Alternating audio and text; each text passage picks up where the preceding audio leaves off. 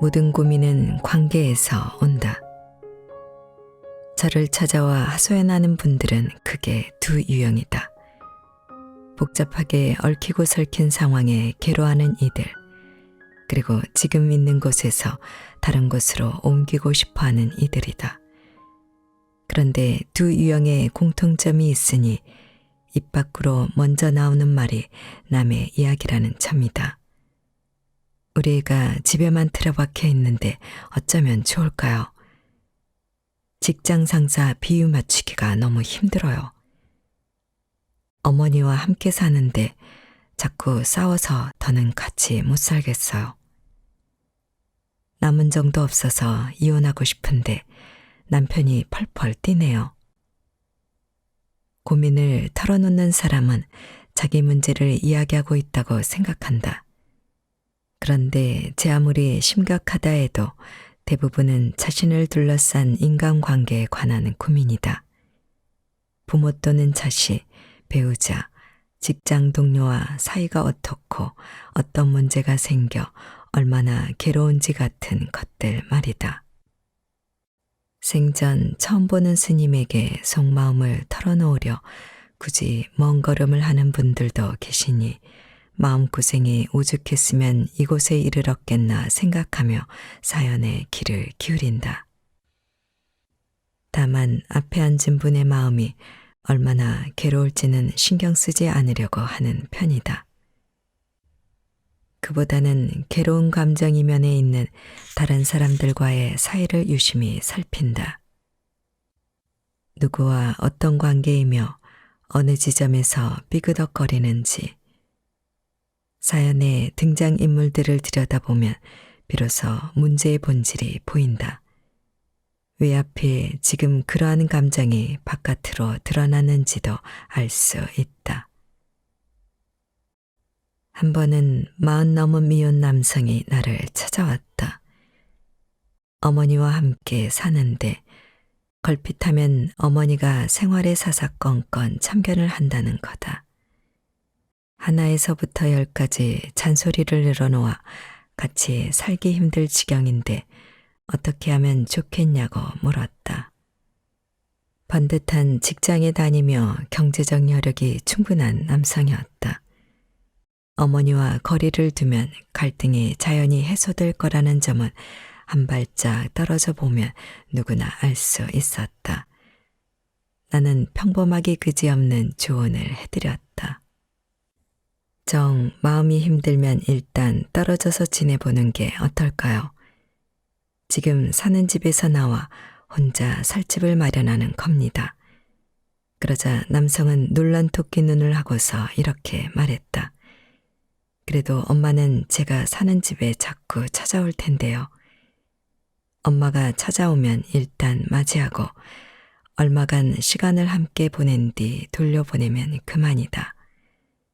하룻밤 자고 가는 게 아니라면야 혼자만의 시간과 공간은 확보할 수 있지 않은가. 하지만 남성은 그래도 라고 말끝을 흐리면서 영 시원스러운 표정이 아니었다. 괴로워서 지푸라기라도 잡는 심정으로 이야기를 늘어놓았지만 엄마와 떨어져 살고 싶지는 않은 것이리라. 지금 이 남성은 엄마를 귀찮게 여기고 있다. 하지만 엄마가 식사는 물론 집안일을 챙겨주니 잔소리만 어느 정도 참으면 편한 생활을 할 수 있다. 몸 편한 생활과 엄마의 잔소리 없는 생활 중 어느 쪽을 택할 것인가? 문제의 본질은 이렇게 단순하다. 물론 본인은 자신이 손쓸 수 없는 문제라는 생각에 너무나 괴롭다. 어쩌면 일이나 대인관계로 인해 울적한 마음의 화살이 때마침 어머니에게 향했을 수도 있다. 특히 사람 사이의 문제를 들여다볼 때는 괴롭고 믿고 싫은 감정과 지금 일어난 일을 따로 떼어 생각해야 한다. 감정과 상황이 별개임을 알아야 문제를 풀어갈 수 있다. 그런데 많은 이가 감정과 상황을 혼동하고 끊임없이 같은 문제를 되풀이한다. 관계를 올바르게 보지 않고 혼자 끙끙댄다고 해서 문제가 풀릴 리 없는데도 말이다. 이렇게 되묻는 이도 있다. 지금 당장 힘든데 어떻게 감정과 상황을 따로 생각할 수 있나요? 그러나 지금 상황과 바라는 상황이 다르다면 먼저 문제를 바르게 보아야 한다. 그러자면 감정과 상황을 떼어놓고 생각할 수 있어야 한다. 차분하게 되짚어 보라. 가령 상사가 싫어서 회사를 그만두고 싶다면 상사와 성격이 안 맞는지 업무 스타일이 다른지 먼저 살피자. 성격이 맞지 않은 상사와는 업무 외에 접촉을 되도록 줄이고 평소 상사를 존중하고 인정하는 모습을 보이면 상황이 한결 나아질 것이다. 상사와 업무 스타일이 다른 거라면 상사를 업무에 필요한 조건으로 여기면서 일에 집중하면 된다. 상사에게 기꺼이 공을 돌리겠다는 마음가짐으로 임하면 일이 더 잘 풀릴지도 모른다. 다만 상사가 권력을 이용해 괴롭히는 상황이면 이야기가 다르다. 혼자서는 당해낼 도리가 없다. 그러나 좋고 싫음에 그치는 단계라면 아직 손쓸 방법이 있다. 문제를 바르게 보려면 괴롭고 힘든 감정은 잠시 뒤로 미뤄두고 상황을 잘 살펴야 한다. 그리고 문제는 나 혼자가 아닌 다른 이와의 사이에 있음을 깨달아야 한다. 살면서 마주하는 거의 모든 문제는 나와 남 사이에 있다. 나의 문제는 말하자면 타인과 함께 짠 옷감과도 같다. 세상에 나 혼자면 괴로울 일도 없지 않겠나. 그렇지만 타인이 있기에 내가 있다. 남과 나 사이의 이야기가 생기고 그리하여 우리는 희로애락을 느낀다. 때로는 그 감정을 놓지 못해 하염없이 곱씹기도 한다. 그런데 나와 남 사이에 생겨난 이야기는 어디까지나 나의 기억이다. 문제를 해결하려면 내가 만든 이야기를 곱씹으며 괴로워하기보다 관계를 새로 짜야 한다. 그러려면 관계의 주도권이 누구에게 있는지, 누가 이득을 보는지 살펴서 관계의 균형을 새로 맞춰야 한다. 때로는 한 발 물러서는 것도 균형을 맞추는 방법이다. 다만 무작정 크게 양보하면 도리어 균형이 무너져 역효과가 날 수 있다. 새로운 사람을 관계에 들이는 것도 방법이다. 물론 미리 충분히 설명하고 이해를 구해야 한다. 이런 노력이 불러오는 변화를 활용해 문제를 풀어나가면 된다. 먼저 눈앞의 문제를 올바르게 들여다보자. 문제를 해결하기 위해 가장 먼저 해야 하는 일이다. 죽고 사는 문제 말고 중요한 일은 없다. 방에서 책을 읽는데 멀리서 다급한 목소리가 들렸다. 젊은 수도승이었다.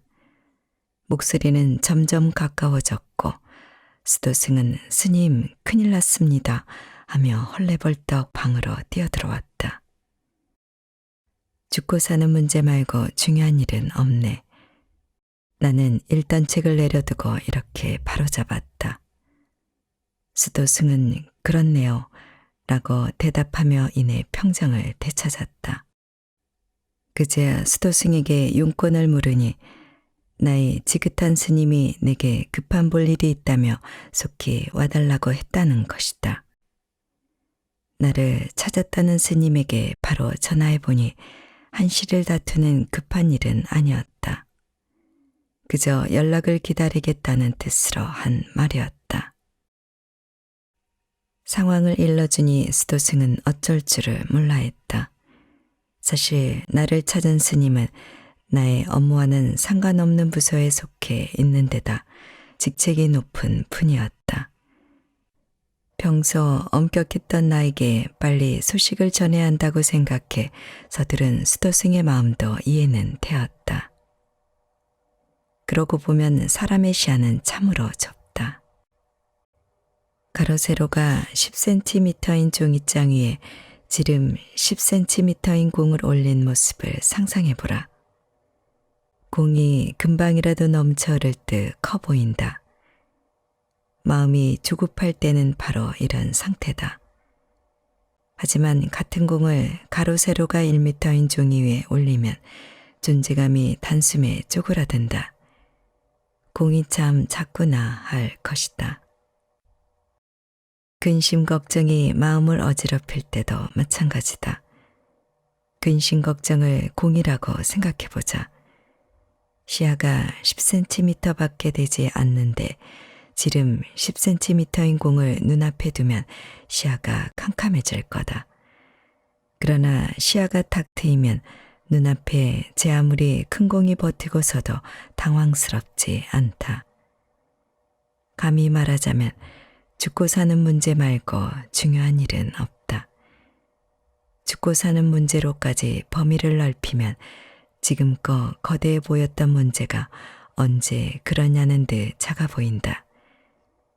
그러면 비로소 침착하게 생각을 정리할 수 있다. 눈앞의 문제가 얼마나 큰가? 혼자 사는 버거울까? 아니면 거뜬히 다룰 수 있을까? 남의 도움이 필요할까? 아니면 그저 흘러가게 놔두면 될까? 차분히 살피면 답이 보인다. 문제를 풀자면 이렇게 바라보아야 한다. 살다 보면 누구나 근심 걱정으로 머리를 싸매게 된다. 일에 치여 힘겨워하기도 하고 타인과의 관계에서 고통스러워하기도 한다. 고민을 털어놓는 분들의 이야기를 들어보면 괴로운 그 마음도 충분히 이해된다. 그러나 차갑게 들릴지도 모르지만 인생에서 죽고 사는 것만큼 중요한 문제는 없다. 살면서 스스로 결정할 수 있는 일은 작은 것들에 불과하다. 때로는 이런 생각이 괴로움에서 우리를 건져주기도 한다.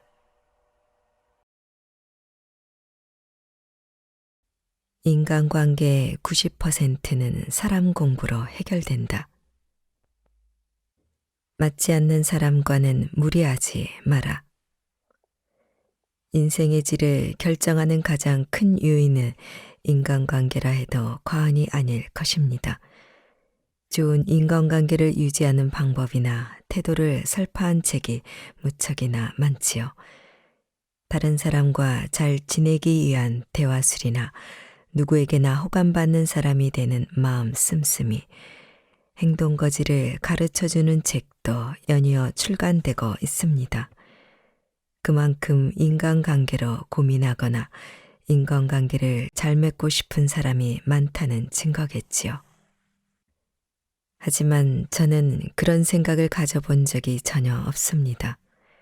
좀 더 분명히 말하자면 모든 사람과 잘 지내거나 누구에게도 미움을 받지 않는 건 불가능하다고 생각합니다. 주위의 모든 사람과 잘 지내야 한다거나 그 누구와도 원만하게 지내는 것이 인간관계를 잘하는 거라는 판단은 완전히 잘못된 거 아닐까요? 카네기는 상대하기 싫은 사람과 어떻게든 가까워지려는 것은 쓸모없는 일이며 그런 일에 단 1분이라도 인생의 시간을 할애할 가치가 없다는 사고방식을 가진 사람입니다. 기본적으로 저는 카네기와 생각이 같습니다. 이 세상에는 수억 수천만의 사람이 있습니다. 어딘지 모르게 위화감을 느끼는데도 필사적으로 잘 지내려고 신경을 곤두세워야 할 정도라면 그와는 최소한의 접촉으로 그치고 새로운 만남을 기대하는 것이 훨씬 좋은 결과를 얻을 수 있습니다. 서로 마음이 맞는다는 표현처럼 많은 사람들 가운데에는 어쩐지 잘 맞는 사람이 있는가 하면 싫지 않은데도 기분이 썩 내키지 않는 사람도 있습니다. 그것은 당연한 현상입니다. 이 사람과는 잘 맞네라고 느껴지는 사람, 함께 있으면 그것만으로도 즐겁고 기분이 좋아지는 사람, 되도록 그런 사람과 많은 시간을 가지면 그만입니다.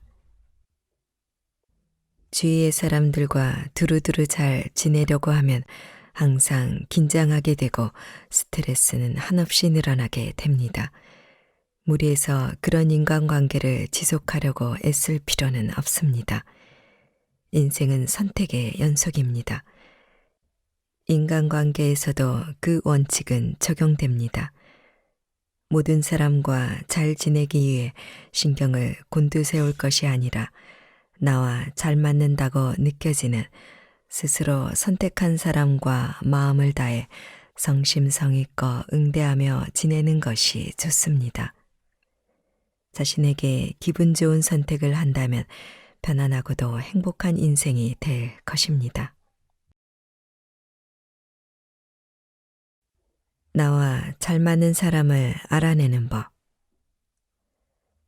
닛산 자동차의 카를로스 곤 사장은 단 몇 분만 함께 있어도 그 사람이 어느 분야의 소질을 가졌는지 분명히 파악할 수 있다고 합니다. 어떻게 그런 일이 가능할까요? 그는 이렇게 말합니다. 대단히 주관적이기는 하지만 그 사람이 하는 말이 재미있는지 아닌지, 다시 말해서 저 자신이 그 사람에게 끌리는가 끌리지 않는가를 봅니다. 집중할 수 있는 사람인지 아닌지를요. 사회적인 지위와는 상관없이 어쩐지 끌리는 사람인가 아닌가를 생각해 보십시오. 그리고 그런 사람을 선택해서 사귄다면 인간관계에서 느끼는 괴로움을 현격히 줄일 수 있을 것입니다. 이 세상의 모든 것은 궁극적으로 파동으로 치환될 수 있습니다. 개개인은 각기 다른 종류의 파동을 지니고 있지요. 인간관계가 다르다는 종착점은 결국 파동의 궁합이 기본입니다. 진심으로 끌리는 사람은 자신과 파동이 잘 맞는 사람, 즉 함께할 때 시너지 효과를 낼 수 있는 사람이라 봐도 무방합니다. 파동이 맞는지 안 맞는지를 알아보는 간단한 방법이 있습니다. 같이 있는 시간이 길게 느껴지는가, 짧게 느껴지는가를 살펴보십시오. 이를 기준으로 삼으면 틀림없습니다. 똑같은 1시간이라 해도 애인과 함께 있는 것과 지지리도 따분한 회의로 보내는 1시간은 심리적으로 그 차이가 무척 큽니다. 사회적으로 성공했고 사람도 좋아 보이지만 어쩐지 함께 있는 자리가 어렵고 불편하게 느껴진다면 그는 당신과 파동이 맞지 않는 사람입니다. 반대로 몇 번 본 적 없는 사람인데도 이야기를 나눠보니 주거니 받거니 말이 잘 통한다면 별다른 이야기를 나누지 않는데도 문득 시계를 봤을 때 벌써 시간이 이렇게 됐나 느껴진다면 당신과 잘 맞는 사람이라 하겠습니다. 이야기가 얼추 끝났는데도 조금 더 대화를 나누고 싶은 사람도 파동이 맞는 사람입니다. 그런 비즈니스 파트너나 친구가 있다면 그 밖에 많은 사람과 힘들어가면서까지 잘 지낼 필요가 없습니다. 되도록이면 자신에게 진정 소중한 사람, 파동이 맞는 사람과 많은 시간을 보내십시오. 그것이 진정한 의미에서 인간관계를 잘 맺는 방법입니다. 가끔 누군가를 만난 순간 이 만남을 기다렸어라고 느껴지는 경우가 있지요. 저도 항상 그런 만남을 거듭 만들어가고 있습니다. 특히나 잠재의식의 존재를 분명히 인식한 후부터 이런 만남이 급격히 늘어나고 있음을 실감합니다. 공부 습관으로 당신의 잠재력을 200% 끌어올려라. 목표를 달성했을 때 기쁨을 체화하라. 공부의 희열이란 대체 무엇인지, 어떻게 하면 느낄 수 있는 것인지 묻는 분이 많습니다. 그러한 기쁨을 느끼려면 몰입이 필요합니다. 몰입의 전제는 노력입니다. 심지어 중독이라 할 정도로 강박적으로 공부하며 그렇게 하지 않으면 마음이 편치 않습니다. 원하는 것을 얻을 때까지 파헤치고 중만감이 느껴질 때까지 배움에 매달리다가 마침내 바라던 경지에 이르렀을 때 그 성취감은 말로 다 할 수 없습니다. 이러한 경험이 축적되면 그것이 다시 몰입의 동력이 됩니다. 운동, 게임, 공부, 업무 등 무언가에서 가슴 뿌듯한 성취를 이뤄낸 경험이 있다면 떠올려 보십시오. 큰 도움이 될 것입니다. 지난한 노력 끝에 엄청난 기쁨이 있을 것을 알기에 목표를 향해 가열차게 몰입할 수 있기 때문이죠. 정복해야 할 것은 다른 무엇도 아닌 자기 자신이다. 인생에는 유혹이 넘쳐납니다.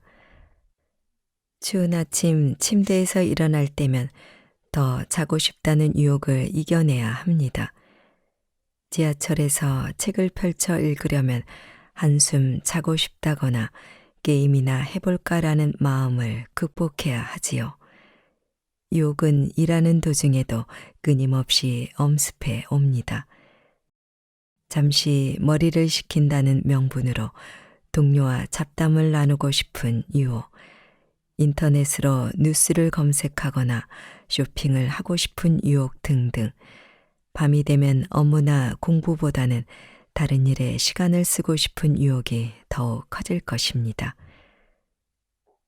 그렇다면 어떻게 해야 유혹으로 흔들리는 자신을 억제하고 부끄러움 없이 일을 완수해낼 수 있을까요? 목표를 끊임없이 상기하며 모든 유혹을 차근차근 이겨내는 수밖에 없습니다. 원래 목표로 삼았던 것을 향해 온 신경을 집중해야 합니다. 승리는 이렇게 내면과의 갈등을 이겨낸 자에게만 부여되는 것입니다. 자신을 제어하는 연습을 거듭하며 자기 절제력을 기르십시오. 자기 절제의 경지에 도달하면 원하는 것, 이를테면 부와 안정을 얻을 수 있는 길이 열립니다.